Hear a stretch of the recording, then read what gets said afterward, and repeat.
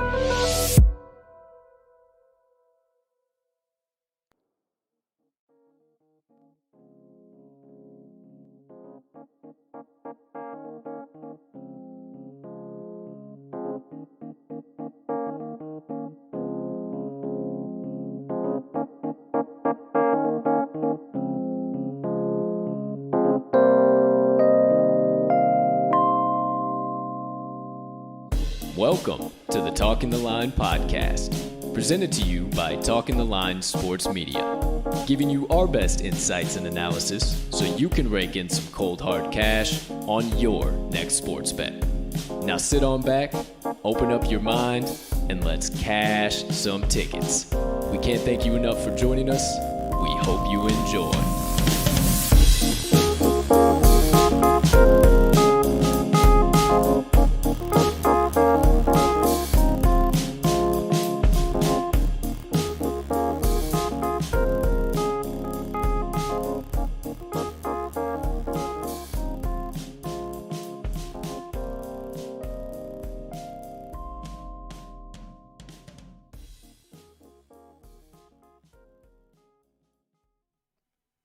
Good morning, good afternoon, good evening, ladies and gentlemen, degenerates and gamblers, far and wide.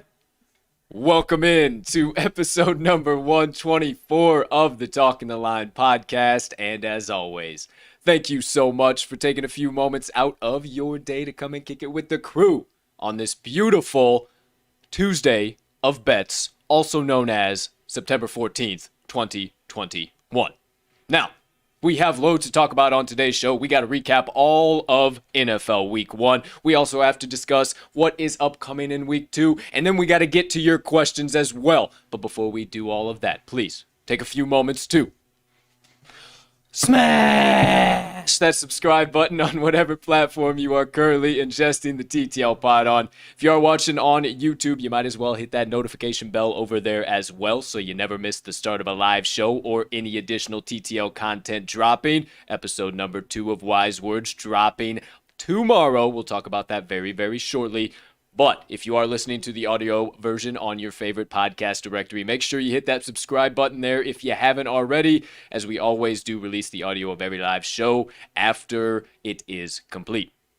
Next item up on the docket. If you could be so kind, you can find it in your heart. You got a few extra seconds while you're hanging out here watching. Hit that like button, leave us a comment, leave us a rating. Jump on over yonder in the live chat if you're watching live. Hit that share button. Let it fly to your brothers, sisters, uncles, brothers, neighbors. I said brothers twice. Share it with them twice. Whatever you got to do, just make sure you do it. We can't tell you how much we appreciate it when you do. And it only helps us make TTL Sports Media bigger and better for each and every one of you. Last but certainly not least, head on over to this episode's description where you will find the Talking the Line link tree. Within that link tree, you can locate all of the TTL crew's social platforms, our additional content, and the talkingtheline.com website so you can consume it all, however and whenever you please. Ladies and gentlemen and beautiful gambling people joining us on today's show, episode 124. I am your humble host, Colt 45 Soroka, and I am juiced to recap everything that has happened in Week 1 of the NFL and look into Week 2. I got to be honest with you, my friends. Before I bring in my partner here, the man that always sits to my left, the co-host of the TTL Pod, and the co-host of the Wise Words podcast, I'm living in a bit of a parallel universe here. You know me, no bones, nothing held back here on this side of the table. I am tripping the fuck out this morning. The guy we talked to yesterday for this Wise Words, I cannot believe this is my real life and we are actually doing this doggone thing. Gonna talk about it a little bit in Motivation Minutes, but I can't tell you guys enough. Chase your passions. Go pursue your dreams. If you want something, go after it, because I'm telling you, it is possible. It takes a lot of work. The responsibility is in your plate. It is all on your lap, but you can do it. I just had to get that out this morning, get some good vibes, let you know what we're doing. But let me bring in the aforementioned co-host of the TTL Pod and Wise Words podcast, the resident cheesehead fan himself. Cheesehead straight up. He's not a cheesehead fan. He's just a cheesehead. I don't know what I'm saying, but he's starting to turn that frown upside down. Monday's blues are starting to go away a little bit. He cashed some tickets last night, and he's ready to rock and roll for episode 124. So without further ado, ladies and gentlemen, the man, the myth, the degenerate gambling legend himself, Mr. Riley RMags Magnuson. Partner, how you doing over there today, pal? My man, I could not be better. As you mentioned, cashed a few tickets last night. Mr. Derek Carr almost doubled my over yardage ticket that I had. 258 was the number. He had well over 400. So we're feeling pretty damn good. Hell of a Monday Night Football game. These primetime, well, 2 out of the 3 primetime games did not disappoint. Injected into my veins. Seriously, man. What a wild finish. It had a little bit of everything. Awesome football, terrible football, everything that I love. So, you know, old John Gruden said last night, he said, I felt like cat in the mind. I died a couple times and came back to life. Absolute electricity between the Ravens and Raiders. Seriously. And hey, partner, before we go anywhere, we got to get it out the way. Mm-hmm. Oh, to me, to you, Nate, appreciate you tuning in. Shout out to you as well. Thanks for jumping in the chat. Hey, any of you watching, you drinking that black elixir of the gods this morning, you know the drill. Get you a sip. Yes, sir. Oh, child, please. Every morning, it just runs smoother and smoother here at the Talking the Line production studios. my man, Bears fan, right here in the house, Bear Don, and then obviously Go Pack, go, baby. Cheesehead himself. So we'll talk a little bit about that for sure. I got some... We'll talk about our own teams here, Some things I got to get off the chest. Yeah. But before we do all of that, my friends, couple key things we got Yeah. to talk about. We got to talk about the aforementioned Monday Night Football game. We had some bets coming out of that, as always. Sure you did. know the drill. So let's take a quick look at those, my friends. Here you go. Right above us, Mags. I told you guys, hey, be a little tentative on that Derek Carr. I'm not too certain, a little weird of a projection. Well, Mags gave me the finger, and then Derek Carr gave me the double finger. Yes, sir. And threw for 450-plus yards. Couldn't believe it. I didn't end up playing it. I am very chapped about that. However, Yeah. Mags goes 2-1 on the day. I go 2-2. That should have been an under game, my friends. It was just an absolute shit show and a half. We Yeah. all saw it, but an absolute beautiful game. And if you do follow me on the Action app, you saw that I added the money line sprinkle at the end and added some hammers in the description. So even better of a time to remind you guys, if you miss a live show, you happen to skip over something, whatever the case might be, and you got the Action Network app, follow me at cash_with_Colt. Riley is at RMags in all caps. And then when we have the regular shows right now through the NFL season, Monday, Thursday, and Friday, you can follow all the TTL best bets of the day at Talking the Line. I know, super hard to remember. All that being said, yesterday's best bets of the day as a crew, we went 4-3, so positive in my book. Not and bad I at all. Really wish I would have put out that money line Yeah. because I got higher and higher on it as the day, and it started at 185 and dropped to 160. So next time, I'll just hammer that bad boy. Yes, sir. Regardless, absolutely beautiful day from the TTL crew, and we keep cashing tickets, partner. Yes, sir, we do. All right. Great Friday through Monday? Friday through Monday? Yeah, Of so football. if you followed us through the MLB season, our apologies. We never claimed to be MLB handicappers, but we did claim to be sharps when it comes to NFL Yes, sir. and college football, and we're definitely backing those words up now. So, enough tooting our own horns. We ain't here to do that shit. We're here to give those winners to you guys when we have them. We ain't got nothing in regards to that, but we do have a LOADED show. Yes. In all caps. We'll talk about week one. We'll kind of give you some of our overall outlooks. We'll go game by game, kind of like we did for the past Friday's show, or 2 Fridays ago, I guess, when we did the CFB special edition. We'll go game by game, talk a little bit about each one, overall outlooks, maybe some betting trends to look through, some different things like that. And then also some guys who had huge fantasy performances. And Right. Is that maybe their ceiling? Are they going to stay there? Are they going to drop stuff like that? Sure.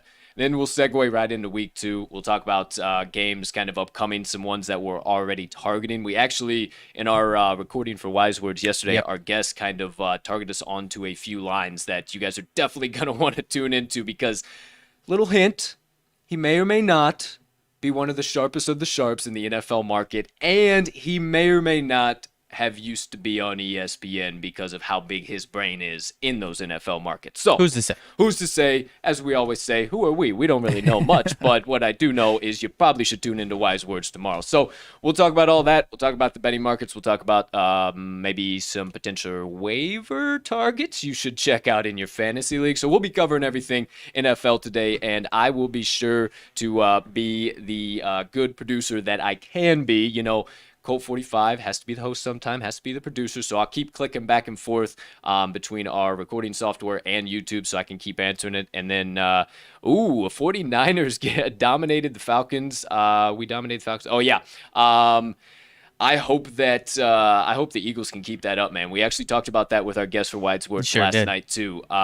Is it just the fact that the Falcons, we might have to come to terms with, they're that shitty? And, man, if you guys listen to the NFL previews, I'm talking left, right, and center about Arthur Smith, man. Right. And, I think we need to everybody relax, but I think the Eagles are that damn good. I think Sirianni has got something going on, and we'll talk about it definitely a little bit more in depth. But, man, oh, man, from both sides of the spectrum there. And then I think the 49ers have a hell of a shot out of – we actually talked about that, too. We covered a shitload with him in the Sure NFL did. yesterday. We talked about the NFC West in depth, so that is definitely something you want to key into as well. So we got some opinions out of that. We'll talk there too. So holy shit, great episode coming tomorrow, and we have a boatload to talk about today. So my friends, strap in, get ready first half, first segment, whatever you want to call it, of episode 124. We'll go for about the usual hour, maybe bleed into an hour and a half, somewhere in there. We'll keep it as tight as possible.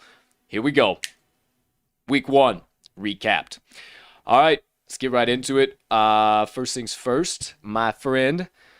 Let's get these bad boys rocking and rolling again. All right. I have wonderful issues here. All right, here we go. So, obviously, we'll start Thursday, and then we'll get into Sunday. We'll take a look at yesterday evening as well, and then we'll look at plenty of other stuff in addition. So, there we go. There we have it. Now, let me make sure all of this is going good. Yep. All right.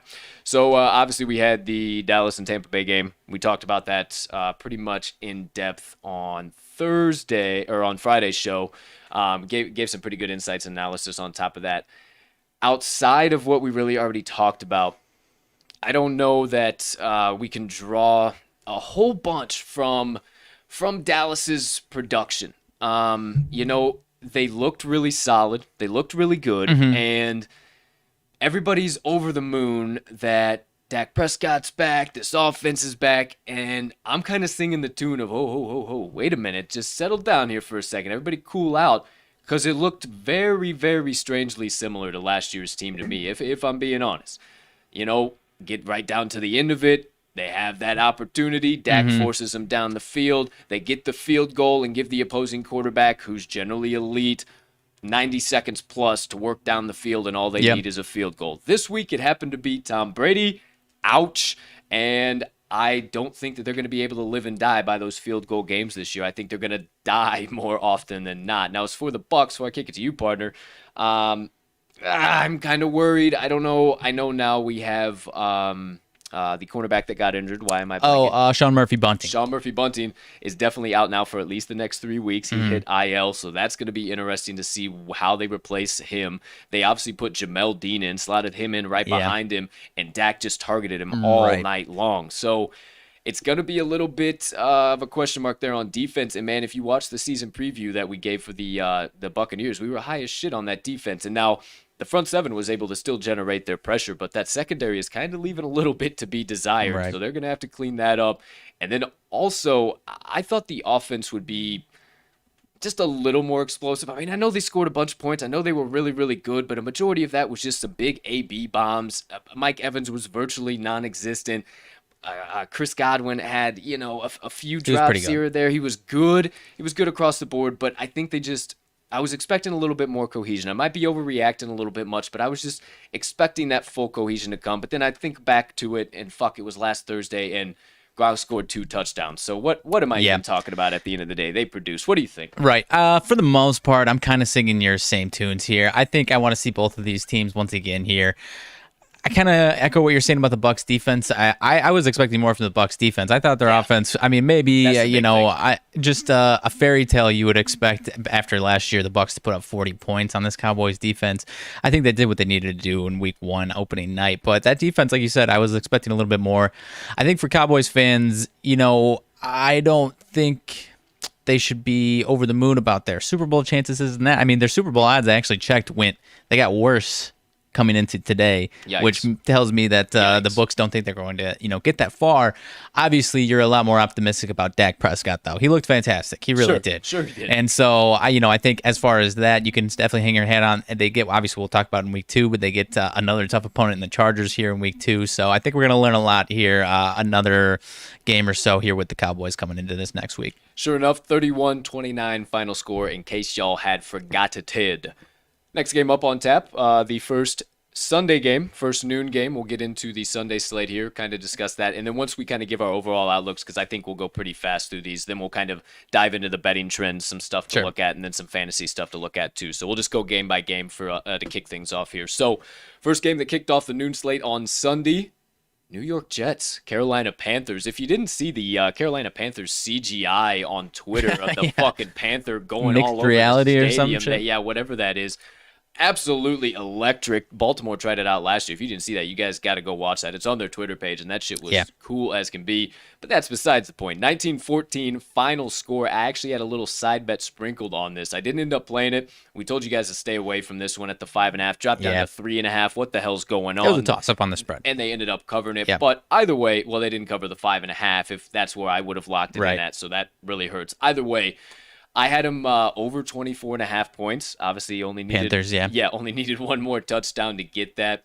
I think they get some things figured out offensively. I was really impressed with Sam Darnold, honestly. He looked more like a competent. I don't want to say a general yet, but whatever's below a general. Yeah, that's fair. And he's a poor man's general. Yeah, and he's not a. But there's an actual term for that, for crying out loud. He's not seeing ghosts at the very least. And he's not a corporal anymore. You know, he's got a name for himself, is what I'm trying to say. Yeah. And I think that he continues to build upon that. I think that Robbie Anderson and Darnold connection is very, very real. I think we need to pay attention to that. Now, as far as Christian McCaffrey goes, do you have the stats right in front of you? I don't have it pulled up. I know he had a nice D, or a nice day. I think he had somewhere around 100 yards on the ground, 9 catches, close to 100 yards. So I mean, he had a pretty damn solid day. He's going to continue to produce. And let me see, just so I got it for you guys. Yeah, he had 21 carries for 98 yards, 27.7 fantasy points, 9 catches for 89 receiving yards. So yeah,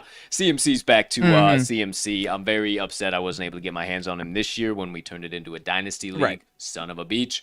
Either way, man, oh man, I think that Carolina's going to improve offensively. Now, defensively, I was really high on them when we did the season preview, so I think that they're going to continue to do the exact same things that we saw. And even though the Jets, they're definitely gonna still be the Jets. Zach Wilson was running for his absolute life. He did the best with what he could. And he did the best with what he could. So I think this Panthers team is going to be a force to reckon with across the board this season.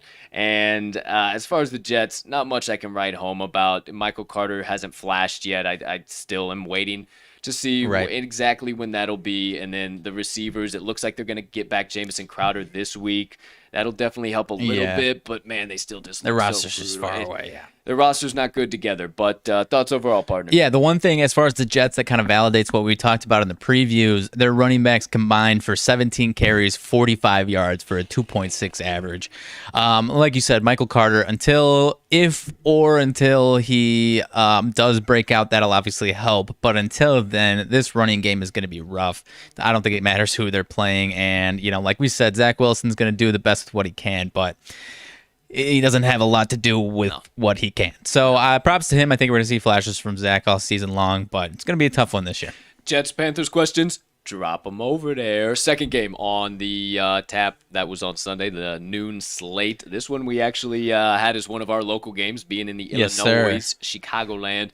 Minnesota Vikings, Cincinnati Bengals was actually a fucking game and a half. Ended up going to OT, and I looked at you because you were over here while we were watching it, and I looked at you. I said, "Wouldn't you know? A Vikings Week 1 game goes to overtime." I mean, it's just this Vikings team is, in my mind, and I was talking about it when we were talking about it in the season previews. Man, I think it is very accurate to our prediction. They are the same classic Mike Zimmer Minnesota Vikings, and I think that's what we're going to see. They struggled against the Bengals, for crying out loud. A 24-27 shootout. The Bengals obviously won with the field goal at the end. Joey B getting his first dub coming back. Hey, and something I got to say, we talked about it, and I said, hey, you know what? I don't think it's going to be that big of a deal. You kind of were like, yeah, I think so too. I think this is a bit of an overreaction. I about said Ja Morant. Jamar Chase absolutely silenced the fucking crowd. Yeah, he did. 7 targets, 0 drops, 105, 110 yards. Yeah, 101, 101. Absolutely electric performance from the man. I was tweeting about it all day long.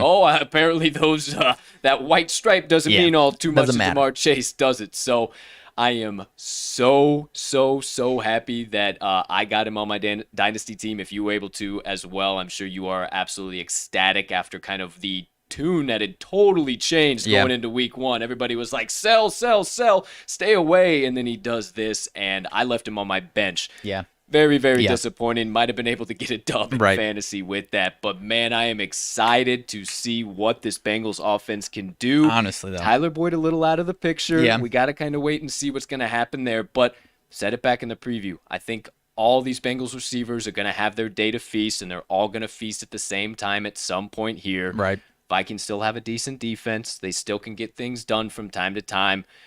That's my opinions. I think it's going to be classic Mike Right. Zimmer Vikings, and then I Yeah. think the Bengals, hey, Zach Taylor might not be so hot after all. Yeah. Hot seat, you mean? Yeah. No, 100%. I mean, this definitely cools them off. I mean, the Vikings, man, we're a little bit biased because we don't like the Vikings, so we have some biases there. But I think we're going to see these types of games from them week in and week out. And from a gambling perspective, I might be just staying away from them because I think, I mean, they could have won this game in the third quarter. They could have won this game in overtime. Kirk Cousins, if you look at his stats, his numbers look good. But I mean, when it really, really mattered, he really wasn't that good. He had obviously some comeback throws when they were down to get him back into it. But I really I wanted more from that defense against what we perceive to be an inexperienced Bengals offensive line, not so great Bengals offensive line. So I think they're just so kind of balanced, like slightly above average across the board, that they just won't excel in any area. And like I said, I think they're going to be in a lot of these 3-point games, and they're going to be tough to win or lose money on here. Sure enough, my friend. I think there's, and we kind of predicted that when we talked about the Vikings. There's going to be a lot of opportunities to fade them, and I think you're spot on. Next game up on tap, the one that nobody predicted, and actually, if you are a gambler and you saw how the money was coming in, you probably knew how the hell this one was going to play out. Jags versus Texans. The Texans win 37-21, and it looks like all of these people who just were throwing money at the worst regular season record for the Houston Texans looks to be in bad shape. Wrong team in the division to do so on, apparently. Wrong team in the division right now, ladies and gentlemen. Not good to see that from Trevor Lawrence and Urban Meyer, everything they're trying to put together. I told you guys on Friday, this is going to be a vanilla Darrell Bevell offense, and they're not going to do shit. I don't know why you didn't believe me if you didn't. So is this before Zach, I'm sorry. Yeah. I love you, man. I appreciate the hell out of you from the moment that we've met you, my guy. We still love James. We're still high on a lot of these guys fantasy wise, but jeepers creepers, this does not look good at all. But so to cut in on you, would you take does this tell you more about the Jaguars, or does this tell you more about the Texans? This doesn't tell me shit about the Texans. I think so, yeah. What I believe is that they are the Keanu Reeves movie, Untouchables, or the one where he's on the football team. The Replacements? Replacements, yes. That's what they remind me of. Okay. A bunch of old veterans who are just on their way out, and they've put them together enough, and holy shit, this combination of whatever Tyrod Taylor is leading down there, pulled off a 37-21 upset against the number 1 overall pick in the 2021 NFL draft. So I don't know. I see this as a replacements team. I see this as a team that, man, maybe they rattle off a few wins here because they get very, very overlooked, and then teams start to say, okay, we can't go into Houston and jack around. We got to go murder them. We have to have that mindset going in there. But I do think it does give me a lot for the Jags, man. It was the exact same thing we saw in the preseason. What did I say on Friday? I said if we see in the first quarter the exact same things that we saw in the preseason, it's going to be a long year for the Jacksonville Jaguars, and we saw it for all 4 quarters. I'm a little bit nervous here. Sorry again, Zach, man. I hope this is an overreaction on my part in week 1, but I am nervous for Urban and Trevor, my friend. Yeah, I'm right there with you on the Jags. I don't know what to expect. I don't know. Obviously, we'll talk about their week 2 line here in a minute, but I don't know what to expect from them going forward. I, like you, I'm a little pessimistic. I don't know if I would go so far as I guess I kind of agree with you as far as the replacements on these Texans team. I think it's a lot of guys that are almost playing for another chance and in the next year or two to go to be a role player on a contender, basically a contract year, but like get me onto a good team. Because I mean, Mark Ingram, I guess I'm not looking at the full box score. I don't know how they involve the rest of this backfield because there's 4 dudes that are named noteworthy here in this backfield. Mark Ingram, 26 carries, 85 yards. Obviously, the average yards per carry isn't great, but Brandon Cooks is on this team, 5 catches, 132 yards. And I mean, the biggest thing here is that Tyrod Taylor, obviously he's not glamorous, but he doesn't turn the ball over, and he's not going to put his team in a position to, lose 37-21. Typically, you're surprised to see him put 37 points up. But the point that I'm trying to make is, I guess I'll save it for this week too. But he's going to keep these Texans games a little closer than you would probably expect, I guess is what I'm trying to say here. Most def, my friend, and keeping it just steaming on down to the tracks. Sure. On to the next game, my friends. Still on the afternoon slate here, the noon slate, I'm sorry. Pittsburgh Steelers, Ooh, baby. Buffalo Bills. Hell of a game. I was sitting here sweating that bad boy out. Let me tell you that. That was on our secondary TV of the local games. I thought the Bills had that, man. I had the Bills in a fucking teaser and a pick'em. I had them at +0.5 in a fucking pick'em. I wasn't even worried about it, man. And stayed far away. And that was literally the one that he told me he was the most concerned about. I ended up covering the Buccaneers because I bought a touchdown on their 8.5. I ended up covering them on Thursday night. Mags didn't get it. Mine stayed alive. And then I busted on the one that he was worried about. I guess I didn't check if I would have won if Tampa would have covered that Thursday night teaser. I don't even want to look. I think I might have. The whole deal, but that's kind of how it worked out here.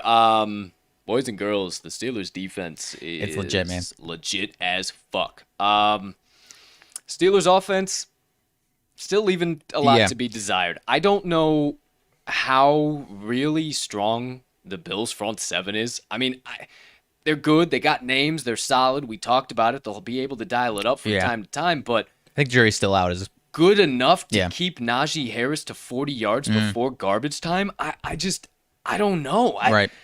I'm a little nervous about that. And if the Steelers' whole offseason ploy was we're getting back to smash mouth Steelers football and ground and pound and that was not it was a weird Sunday. finish. So, and the fact that they just started slanging the rock when they were up and needed to be running the clock out.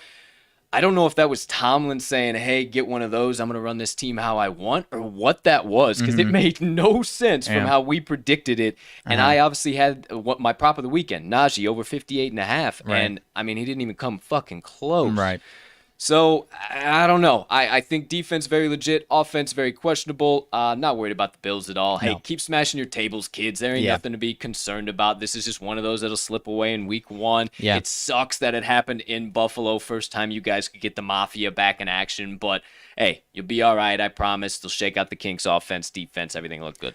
Yeah, I mean, for the most part, not concerned whatsoever about these Buffalo Bills. Still very high on them, especially their offense. Like I was kind of saying, I apologize for interrupting, but I think the jury's still out on the Bills defense. I think they'll be solid, but I'm concerned about the Steelers offense, man. But this defense is damn good. They had that. I mean, if they have a defensive touchdown, special teams touchdown, I'd be shocked if they don't win that game. They obviously had the punt block touchdown, because it's really going to take, especially against good teams like this, it's going to take a defensive touchdown, a special teams touchdown, or one huge play on offense for them to win a game. And I think more oftentimes than not, they'll probably get it.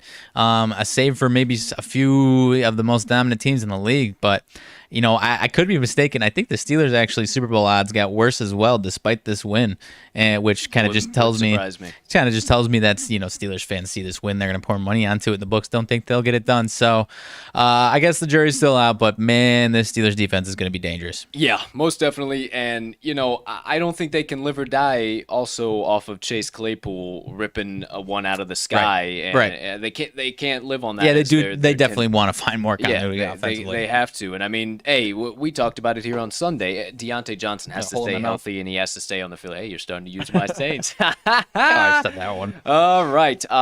So there we go. There we have it. Let's keep it moving, keep it grooving. The proverbial train that is the TTL Pod. Steam it down the tracks. Drop questions in. You got anything there? Any bets? Anything in between? Hey, we're here to answer them. We want to connect with you. Nothing off limits. Keep them rocking. Keep them rolling. Next game up on the tap, our best bet of the weekend, Arizona Cardinals +3. We took that. Should have took their money line because they put a beat down on the Tennessee Titans and Mike Vrabel, 38-13. Sheepers creepers. I was a little bit low on the Cardinals defense, and I need to backtrack a lot there because Chandler Jones dropping off or was it Chandler Jones? Yeah, Chandler Jones. Chandler 5 Jones sacks. dropping 5 sacks. Absolutely incredible. Looked like Chandler Jones of old. He said, "You pay me, I'll produce for you. Don't Seriously. you worry." Buda Baker looked absolutely terrific. I had a hard time picking him out for a while with all these damn jersey numbers changes, all that stuff. I can't figure out who's who out there. And we even admittedly, we looked at each other and we're like, man, this is actually fucking me up more than I'd like to admit. I feel like by last night, be bad. I think by last night it was starting to figure itself out for in my own brain. There was a couple guys like Marquise Brown messed with me to start things off, and then I kind of started getting with it. So I think I'll eventually get with it. But man, there was a few in that game. It absolutely screwed with me for sure. I was like, this doesn't make any sense. Yeah. And then I jumped up and down. I was like, Julio touchdown! Oh fuck, AB's still number 11. Oh, jeez. So I mean, I'm all types of messed up. So it looks like Julio with the number 11. It does. It's insane. He looks just like him. It's insane. They are receiver cut from the same cloth. They have such a similar play style, and I really hope that this week 1 Julio performance is just the outlier. Yeah. And I told you too. I did tell you, in order for Julio to in order for Julio to produce, he needs a good running game. Yeah. What I tell you yesterday, Derrick Henry, 10 carries for 9 yards going into the fourth quarter. It's not good. They need to get that running, and I think Julio's going to be just fine. I think this Titans offense is going to be okay. I got to see it another week. I know, man. That was very, very worrisome. I don't know if the Cardinals' defense is that damn good. I was low on them going into this year, but holy cow. No questions in my mind, Cardinals' offense. I don't even need to waste any time there. They're going to be good as all shit. Right. But the Titans' defense going to continue to be really, really, really, really, really bad. So if they're facing a good opponent, man, I think you fade the Titans for the time being. I would say so too, and obviously we'll talk about it again. The line's a little interesting week 2, but you basically said it. We kind of spot on predicted this Cardinals offense to do this. We at least thought the Titans offense was going to put up 24, 30 points. At least a shootout. And, it would have made more sense if the Falcons put up 30 points with Arthur Smith in Atlanta, but Atlanta comes out and lays a goose egg with Arthur Smith, former Titans coordinator. What is going on? And the Titans come out and do this, and it's embarrassing, and Derrick Henry looks terrible, and Ryan Tannehill is no good, and the Cardinals' defensive 7 is getting mass amounts of pressure. I don't know what to expect. Pinning it real quick, maybe the Arthur Smith offensive tree and scheme is just no good. Maybe defenses have figured it out. I don't know. I think that's an overreaction, but like you said, I think the Titans offense will figure itself out here eventually because they obviously still have some great pieces, but that was concerning. I'll be honest. That was just more than concerning. Concerning with a capital C. Yeah. Moving right along, my friends. We'll talk about it a little bit more in depth, so don't you worry. Seattle Skeequalks and the Blue Horseshoe Indianapolis Colts. 12th man looked absolutely terrific. Yep. Go Hawks. Mr. Unlimited was slanging the rock. Was actually really surprised going into the fourth quarter. DK Metcalf had no catches. Yeah. That was a little weird. I don't know what his number was. He finished with a decent number. He ended up finishing decent, but it was kind of weird that he didn't have much production and concerning that it all came in garbage time. Yeah. Tyler Lockett, like I said, looked absolutely terrific. That running game still 16 for 91. Not bad. Okay, that's pretty damn good. That's pretty damn good. I thought that it would be a little bit less. I want to say that there were a few that were just big rushes though. Maybe I don't know. Maybe I was just a little bit off. I hope that does not make Carroll change the entire game plan because letting Russ cook, running the play action game, and allowing that running game to produce from time to time to get them in good spots. Right. Is the formula. Don't fucking change that. Yeah. Get your team back to the playoffs. Right. I mean, you see it. Man, and I'm afraid Russ struggles one game and Carroll just out the window. And I'm a little afraid that's going to happen. But man, oh man, if they play like they did this is the Seahawks are back. Yeah. Seahawks are back. They look damn good. Now, also, flip side of the coin, don't want to overreact, but dadgum, what the hell's going on with the Colts? Yeah, I don't know, what's man. happening here? Is Carson Wentz cursed, man? I don't want to say that. I hope he turns it around, but doggone, man, it didn't look well. It didn't look good. Now, granted, his number one receiver, Ty, he's out of town, right. out of commission. I just don't love their weaponry. I don't either. It leaves me very puzzled in how to actually I don't know how to Describe it, evaluate because then him. you got fucking Zach Pascal out of nowhere catching Yeah. a one-handed grab at the end of the game. And they still got a guy or Is two he out on their gonna do offensive line. anything? Pittman was virtually Yeah. non-existent. I was expecting Pittman to really elevate his game here. It just leaves so many doggone question marks. I can't even really give an honest opinion of these guys because I don't know what we see from the Blue Horseshoe. And I thought that a lot of question marks would get alleviated with Carson Wentz 100% year Yeah. ago. Maybe he's not 100% healed. Maybe they hurried him back. I don't know. I don't know, man. What are you thinking? I'm thinking I think they'll struggle for the first few weeks with some of these injuries. And then I think maybe it might be too late, but come week 6, 7, 8, I think they'll be much more efficient, much more effective in all facets of the game. But I think they're lacking some weapons to really keep up with a team like the Seahawks, because they were just flat out super efficient. 18 for 23, only 23 for Russell Wilson, but 18 out of 23, 254 yards, 4 touchdowns. I mean, that's as efficient as it gets.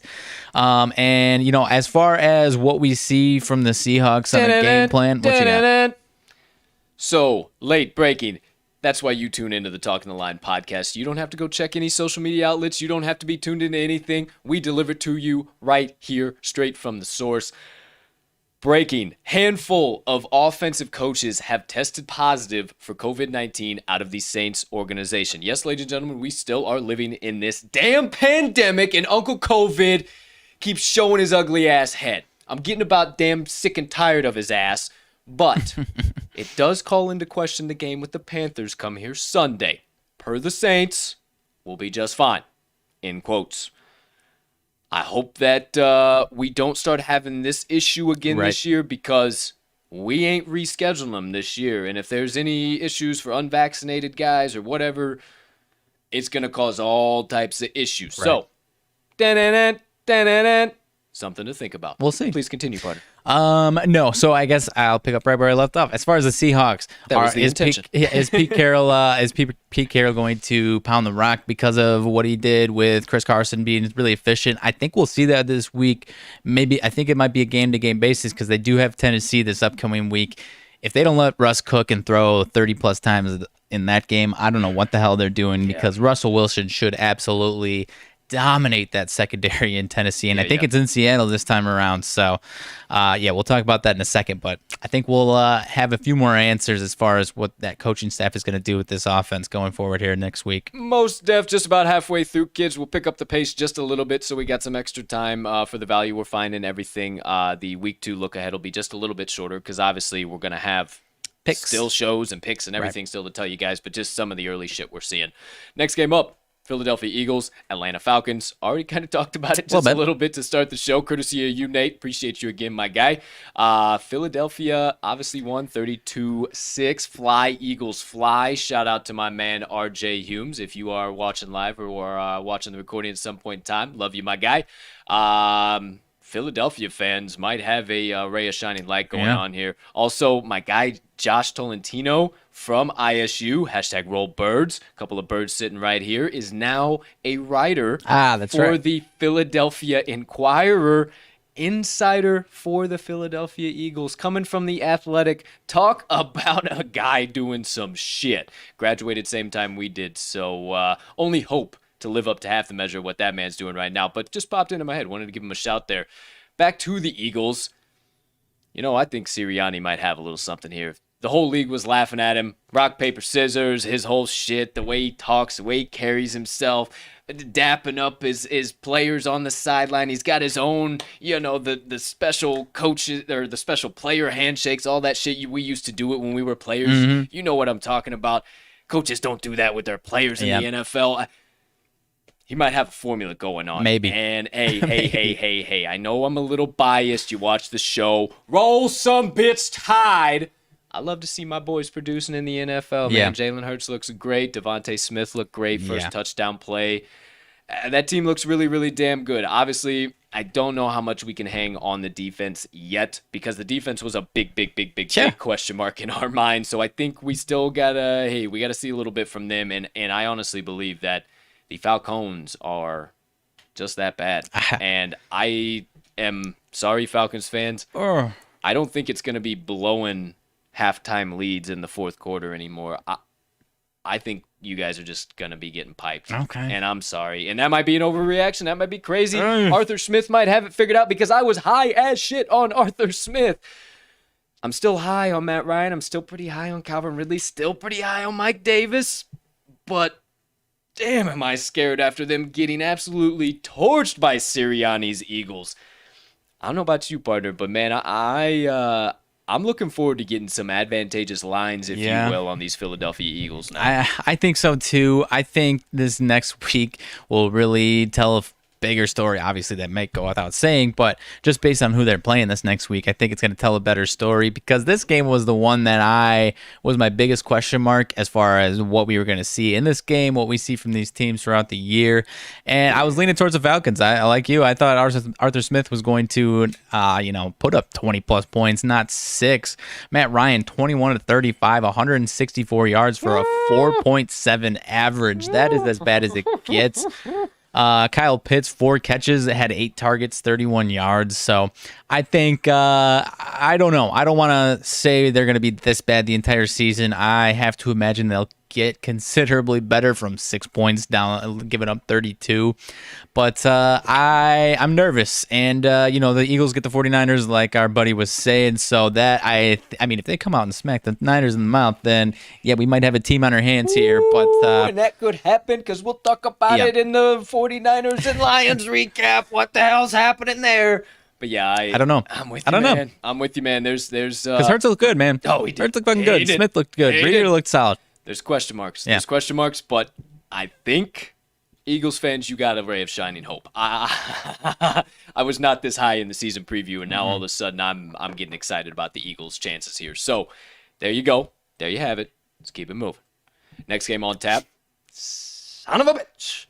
Our early season favorite, Chargers football team. Football team being the early season favorite. I did a little live money line sprinkle on them bad boys when it got up to plus 150. I said, oh, that's beautiful. Let me take it.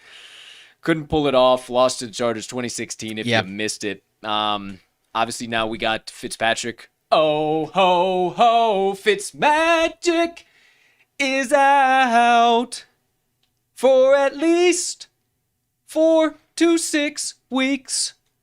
And now we got Taylor Heineke. Heineke looked decent, my man. He didn't look bad. He's got the legs. He's got a little bit more of that prowess than Fitzpatrick does. And I hope you guys continue to tune in for my ensembles. I know I continue to just absolutely destroy it every time. But that being said, I don't think I'm concerned about this offense yet. I don't think I'm concerned. Everything that I saw from the Chargers defense is exactly what I believe I predicted and what I talked about.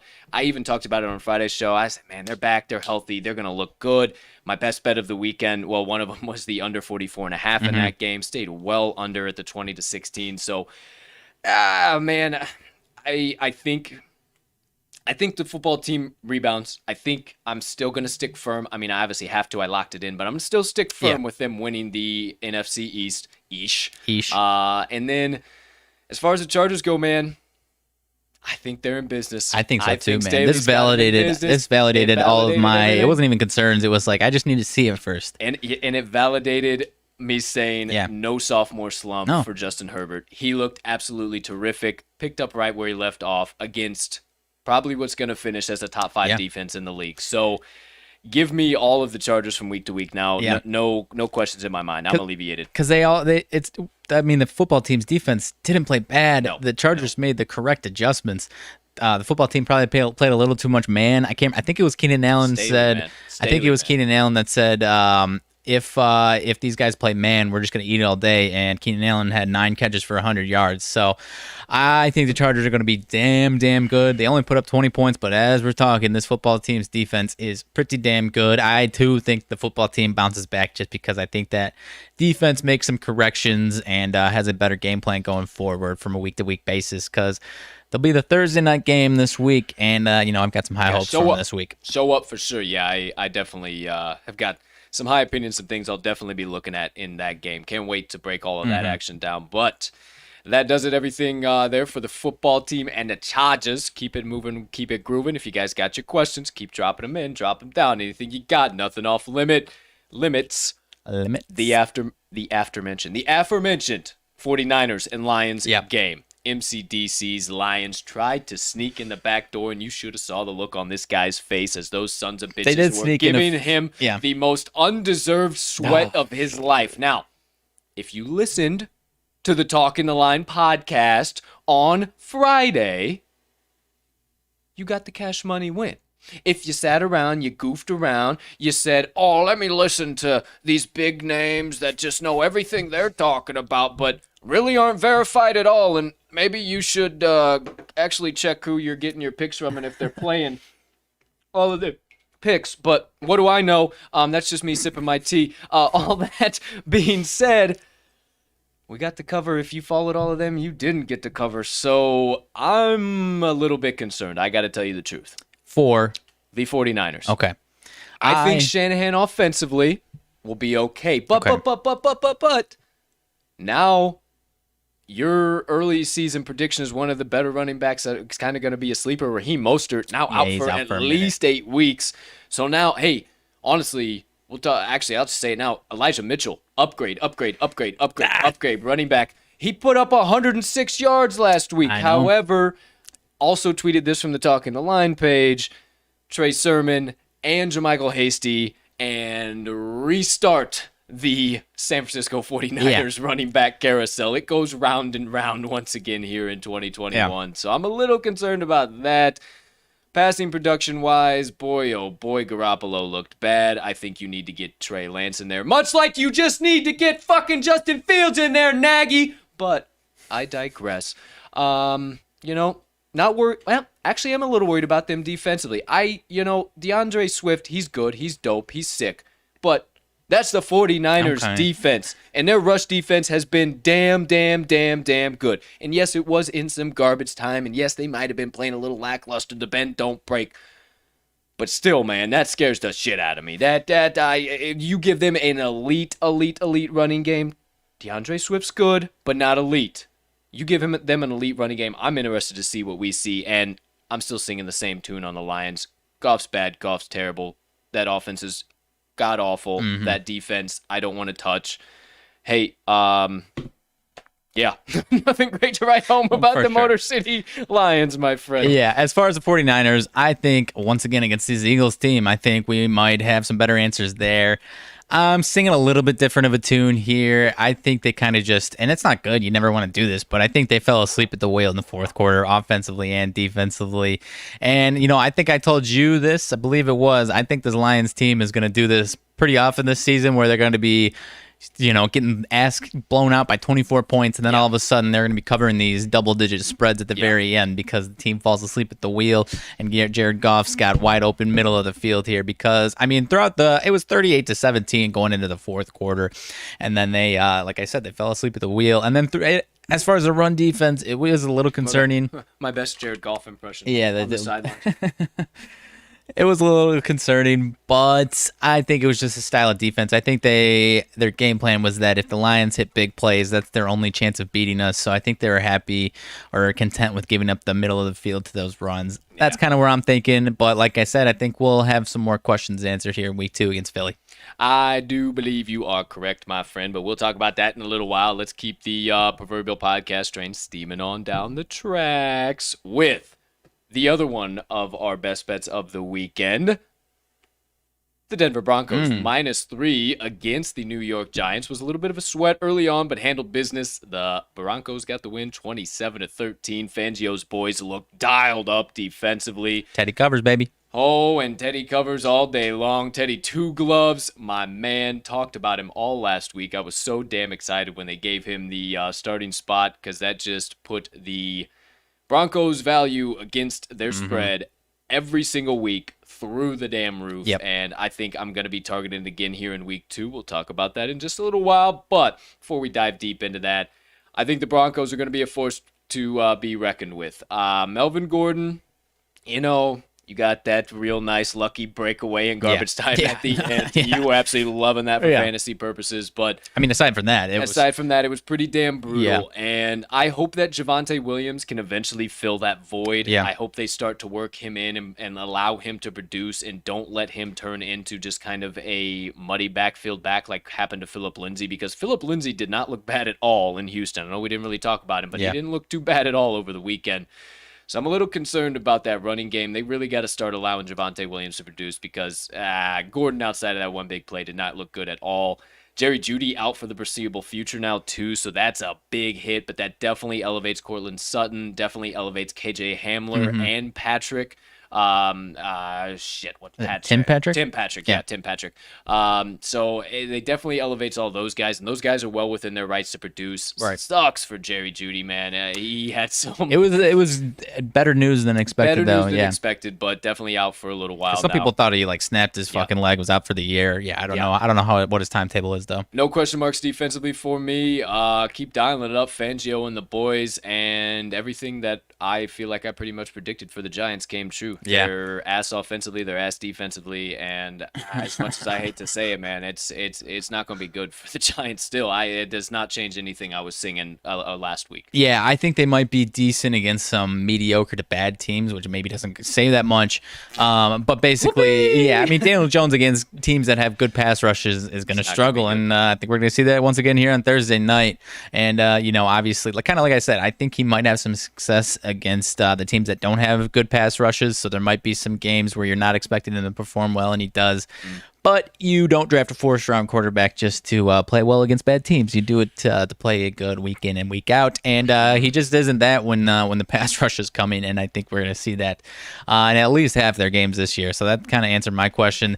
They had Saquon limited. I don't think that matters too much. Obviously, it helps if he's a full go, but kind of the theme with the offseason, passing is just more efficient, and running the ball into loaded boxes isn't going to do much for you in the long run. No. So we'll see what we get from him.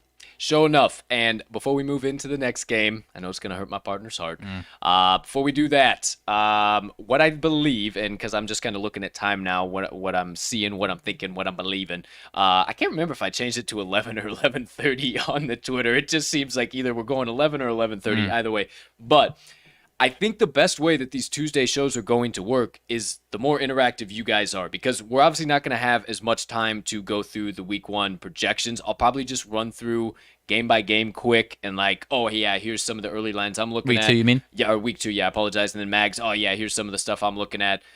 Maybe some fantasy guys, because we definitely want to save the time for motivation minutes and some good updates, RMags Sidebar, all that stuff too. So, definitely going to be the most valuable if you guys jump in and drop a bunch of questions down and everything during the week one. That way we can kind of segue some of that stuff and already take care of some of the stuff that we would cover in week 2 anyway. So make sure you jump in. Hey, nothing's off limits. We're cool guys. We're average Joes just like you. We just do a shitload of research, and we do this as a profession and for a living. But hey, we want to connect with you guys. We absolutely love doing that. Nothing's off limits. Drop some shit on over yonder in that chat. But next game on tap, Green Bay Packers, New Orleans Saints.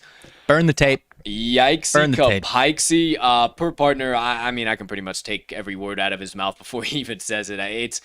It's the doggone one game a year that you see this from the Packers. Now, 38-3 is a little bit more severe than it typically has been in the past, but also Aaron Rodgers has never played well in the state of Florida in his entire career. So that's one thing that you really got to look at there. The whole travel nonsense, everything going on. Partner, I'll give you plenty of time for the floor. I promise. But one thing that I really think we can draw here is that the Saints defense is fucking legit. Yeah. The Saints defense is one that we were talking loads and loads of trash on pretty much the entire offseason, that there was going to be a lot of gaping holes, and boy, oh boy, did they live up to it. And I think we can say Jameis Winston's back. Jameis Winston looked damn good, and we actually were pretty high on the Packers defensively. I think the Packers looked okay. Jameis just was able to pick them apart. Yeah. And man, oh man, I think the Saints are going to be somebody to be reckoned with after we told you guys to stay the hell away from him and they might flop. I think they might be somebody good. And I think you should just relax on the Packers. I think they'll be back. Grammy P, if you're watching live, she's also the other resident Packers fan. She was about to jump off the edge of the cliff on FaceTime with me on Monday. What the hell's going on with my Packers? I think they're dead. Hey. We'll be all right. They're all right. They're all right. But I digress. Partner, please, both from an NFL analyst standpoint, but from the cheesehead heart I know you possess, what are you feeling about your pack? Yeah, pretty similar here, man. I think we'll be fine. This was a kick in the nards. It was embarrassing. My man Aaron, I left to go get a slushie and they had scored two touchdowns. My man Aaron. I mean, LaFleur said the words embarrassing, and it wasn't. And Rodgers was like, I don't know if I'd use those words. I would use those words. It was embarrassing. But like I said, I think they'll be fine. Defensively, I was high on the Packers' defense, or at least improving, and I still am because we've got our new DC, Joe Barry. I think we're going to learn a lot about him, though. The biggest issue, I mean, comparing the two defenses, the Saints played so tight on these receivers off the line of scrimmage, and it gave us problems all game long, whereas the Packers' defense gave the Saints a 5 to 8 yard cushion on every single play, and they picked us apart, and we couldn't do anything about it. So I'm hoping that obviously, they should see that and make some necessary changes. But like you said, and like I've been saying for, what is today, Tuesday, for 48 hours, I think we'll be fine. We've got a nice, hopefully a very nice win coming up on Monday night against the Lions to get ourselves right in Lambeau. And, like you said, though, the Saints defense looked damn good. And I think that we're going to see a nice season from them. And we'll see some more from Jameis, obviously. I was expecting another pick or two from him, but he protected the ball pretty well, so we'll see what we see from him going forward. 5 Tutter McButters and 0 interceptions. Holy shit. I think that LASIK might have done a thing or two, my friends. I don't know. Who am I to say? But I think old Jameis is in a good spot. All right, let's keep it rocking and rolling here, my friends. 2. Cleveland Browns versus the Kansas City Chiefs, live from Arrowhead for the first time. That place was rocking, boy. It probably, in my opinion, it was the most electric stadium out of all of Week 1. I mean, it was pumping. Browns had it the whole doggone time, but you give the Kansas City Chiefs an inch. They've showed it time and time again. They're going to take 50 miles, and couldn't get the punt off. Put them in plus territory. Very easy sudden change. Dink, dunk. Touchdown. And there you go. You lose the game 33-29. I called it, boys and girls. I called it. Every analyst in their dog saying, oh, Browns are getting this rematch. This is a damn good team. They're getting their playoff win back. Watch it happen. I said it ain't happening Week 1, but they are going to make it back to the playoffs. You go ahead. Go back and search. Call me crazy now. Feel free to quote me later. You know what I say, but they'll make it back to those playoffs, and they'll get this lick back too, because this one hurt even more. I don't think that playoff one hurt enough. I think this one hurt just where it needed to, and I think the Browns come out swinging. That is a very dangerous team. That is a very dangerous defense. Baker needs to remove the head from between the legs still from time to time. A few questionable plays, but still damn good, and has plenty of weapons to do so. I'm sure OBJ being out didn't help the most. But I'm still super high on that defense. Give me all of them from week to week still. And then the Chiefs, man. The Chiefs are the Chiefs. I can't really build anything. It's a broken banjo. It's a broken drum, whatever the hell you want to call it. I can't say any more about the Chiefs. But, man, I think Stefanski gets the boys whipped back into shape. We see good stuff here from the dog pound in week 2. Yeah, I'll save some time. I think these are going to be the top 2 teams in the entire AFC, if not potentially the NFL. I think we'll see them again in January playing each other once again, kind of like you're saying, your partner. I'll save some time on this one. All right, final 3, my friends. Miami Dolphins at New England Patriots. Oh, goodness gracious, all Friday. Patriots should have won this game by a touchdown. They should have, and they had it right there, and Damian Harris fumbles it on the 7, 8, whatever the hell it was. 15, 20, I don't even know. It was. Either way, son of a bitch! Or else we would have gone perfect 3-3 on our best bets on the spread. 3 for 3, whatever the hell I'm saying. I don't know what I'm saying anymore. But yeah, we got 100% on those bad boys, so because Mac Jones outplayed Tua. Yes, he did. He flat out outplayed him. Yes, he did. 150%, no question about it. The Patriots defense looked terrific, like I told you it would. They seem to be the Patriots defense of old. But I am just a tad bit concerned. I said it yesterday and kind of sparked all of us doing the Tuesday editions like this. I said it yesterday. I'm afraid that this is the new look Patriots. I'm afraid that they're going to be in these games, and more often than not, they'll win them. But sometimes they're going to be on the 7-yard line. They're going to fumble, and they're going to fuck your bet when they should have won it by a touchdown. I'm a little concerned about that aspect, especially it being against the Dolphins. I mean, Dolphins still obviously got plenty of things that they can lean on and draw from that game in their own right. I mean, Jalen Waddle to a connection off the effing charts for crying out loud. So I'll buy into that for now. I'm worried about this defense, the Dolphins defense.